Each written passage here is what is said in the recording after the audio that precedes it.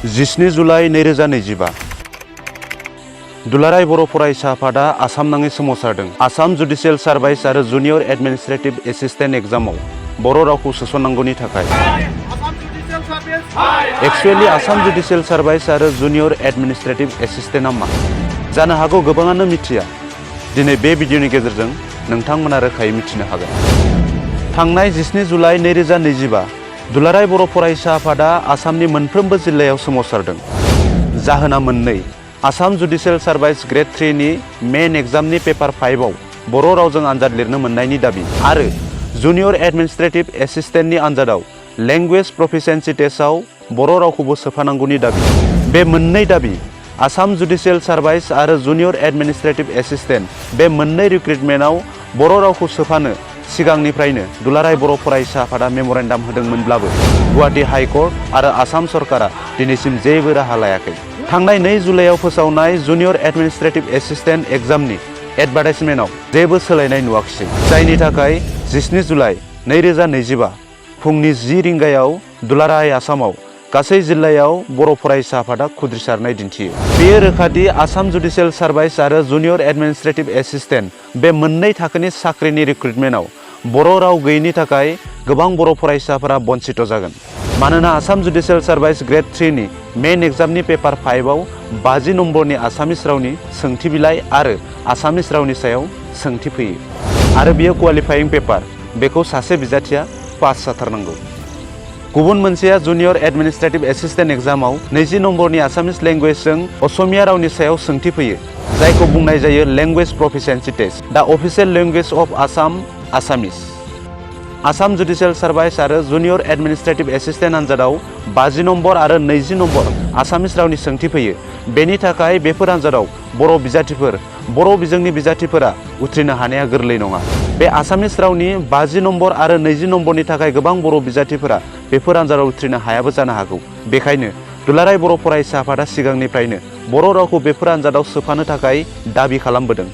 नाथाय गनायैनि थांनाय 17 जुलाइआव खुद्रिसारनाय हाबाफारि।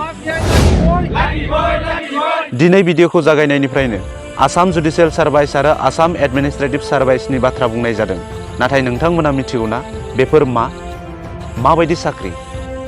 गोबाङानो मिथिया जानो हागौ आसाम जुडिशियेल सार्भिस ग्रेड 3 नि एग्जाम आरो जुनियर एडमिनिस्ट्रेटिभ एसिस्टेन्ट एग्जामा मा? सोर बे आनजादखौ होनो हायो? एलिजिबिलिटि क्राइटेरियाफोरा मा? बेनि सेलेक्शन प्रसेसा माबायदि जायो? जुदि नोंथाङा मिथिया, बे भिडिअखौ जोबजासिम नायलां, नोंथाङा गासिखौबो मिथिनो हागोन। आसाम जुडिशियेल सार्भिस ग्रेड 3 आनजादखौ गुवाहाटी हाइकर्टआ खुङो। बे आसाम जुडिशियेल सार्भिस ग्रेड 3 आनजादनि गेजेरजों सासे सुबुं बा बिजाथिया जुनियर सिभिल जाज जानो हायो। जेरै एपिएससि एग्जाम होनानै ACS officer, APS, block development officer बायदि जानो हायो। थिग बेबायदिनो आसाम जुडिशियेल सार्भिस ग्रेड 3 नि आनजादनि थ्रुयै डिस्ट्रिक्ट कर्ट, डिभिजनेल कर्ट बा साबअर्डिनेट कर्टफोराव सिभिल जाज एबा बिजिरगिरि जानो हायो। थामहिनबा आसाम जुडिशियेल सार्भिस एग्जामा सिभिल जाज बा बिजिरगिरि जानो हानायनि मोनसे आनजाद। आसाम जुडिशियेल सार्भिस ग्रेड 3 नि आनजादखौ होनो थाखाय सासे बिजाथिया मिनिमाम क्वालिफिकेसन ल' डिग्री लानाय जानांगोन एबा बेचलर अफ ल' LLB उथ्रिनाय जानांगोन। बैसोआ जेनेरेल केटेगरिनि थाखाय 38 बोसोर बैसोनि देरसिन जानो मोननाय नङा। SC ST बिजाथिफोरा 43 बोसोर बैसोसिमनि बिजाथिया एप्लाइ खालामनो हागोन। 43 बोसोरनि बारनायब्ला एप्लाइ खालामनो हानाय नङा। आसाम जुडिशियेल सार्भिस ग्रेड 3 नि सेलेक्शन प्रसेसा मोनथाम खोलोबनि जायो। प्रिलिमिनारि एग्जाम, मेन्स, भाइभा एबा इन्टारभिउ।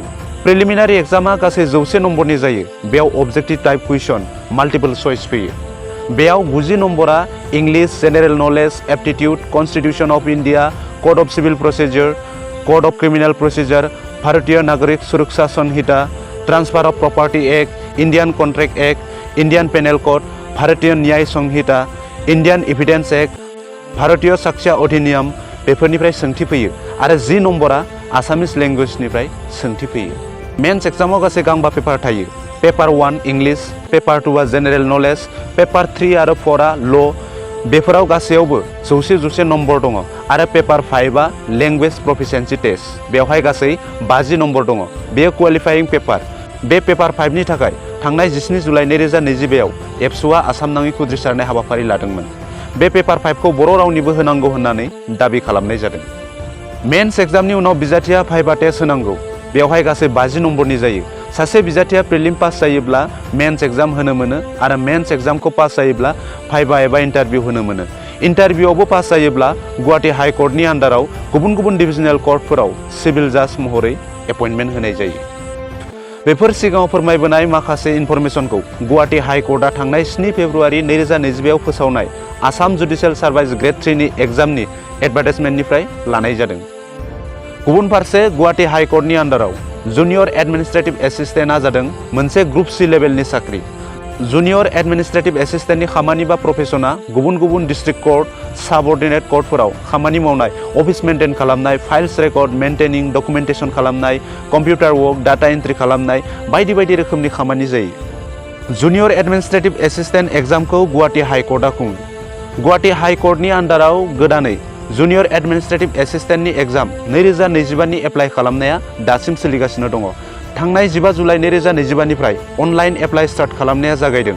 फैगौ 31 जुलाइ 2025 आव एप्लाइनि लास्ट डेट। सोरबाफोर एप्लाइ खालामनो गोसो दंब्ला दाबो एप्लाइ खालामनो हायो। गासै अल आसामाव 367 पस्टनि थाखाय जागोन बे जुनियर एडमिनिस्ट्रेटिभ एसिस्टेन्ट एग्जामा। डिस्ट्रिक्ट वाइसै आलादा आलादा भेकेन्सि दङ। गोसोब्ला बबेयाव भेकेन्सि दं नोंथांमोना गावनो नायना लादो, आं स्क्रिनाव होनाय जाबाय। जुनियर एडमिनिस्ट्रेटिभ एसिस्टेन्ट एग्जाम 2025 नि एडभार्टाइजमेन्ट मथे जुनियर एडमिनिस्ट्रेटिभ एसिस्टेन्ट जानो थाखाय एबा जुनियर एडमिनिस्ट्रेटिभ एसिस्टेन्ट एग्जाम होनो थाखाय सासे बिजाथिया जायखिजाया स्ट्रिमनिफ्राय ग्रेजुएसन पास जानाय जानांगोन। बिजाथिनाव खमैबो 3 दाननि कम्पिउटार कर्सनि सार्टिफिकेट थानो नांगोन आरो इमप्लयमेन्ट एक्सचेन्ज सार्टिफिकेटबो थानांगोन।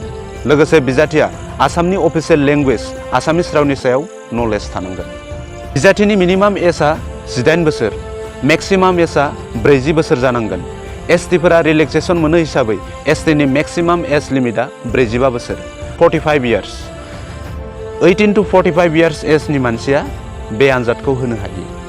जुनियर एडमिनिस्ट्रेटिभ एसिस्टेन्टनि सेलेक्सन प्रसेसआ 3 स्टेजआव जागोन। Common written test, computer skill test आरो viva. First stage common written टेस्टआ गासै 120 नम्बरनि जागोन। Objective type multiple choice. बेवहाय general English, general knowledge, computer knowledge, general aptitude बेफोर आयदानिफ्राय गासै 100 नम्बरनि सोंथि फैगोन आरो आसामिस लेंगुवेजनिफ्राय गासै 20 नम्बरनि सोंथि फैगोन। नाथाय मोनसे बाथ्रा, आसामिस लेंगुवेजाव 40% नम्बर लाना पास जाथारनांगोन। सेकेन्ड स्टेजआ computer skill test. Computer skill टेस्टआव बिजाथिफोरखौ कम्पिउटार स्किल टेस्ट नायगोन। बेवहाय बिजाथिफोरखौ टाइपिं टेस्ट, वर्ड प्रसेसर, स्प्रेडशीटफोरनि सायाव थानाय रोंगौथि स्किलफोरखौ टेस्ट खालामगोन। थार्ड स्टेजआ भाइभा टेस्ट। भाइभा टेस्टनि सोमोन्दै नोंथांमोना गासिबो मिथिखागौ, बेखौ आं बुंलायाबाबो जागोन। भाइभा टेस्टआवबो पास जायोब्ला बिजाथिफोरा डिस्ट्रिक्ट कर्ट, साबअर्डिनेट कर्टफोराव जुनियर एडमिनिस्ट्रेटिभ एसिस्टेन्ट महरै एपइन्टमेन्ट मोननो हायो। नोंथांमोना सोरबा जुनियर एडमिनिस्ट्रेटिभ एसिस्टेन्ट 2025 नि आनजादखौ होनो गोसो दंब्ला दाबो एप्लाइ खालामनो हायो। एप्लाइ खालामनो थाखाय नोंथाङा वेबसाइट GSC online.gov.in आव थांनानै आर'जलाइ गथायनो हागोन।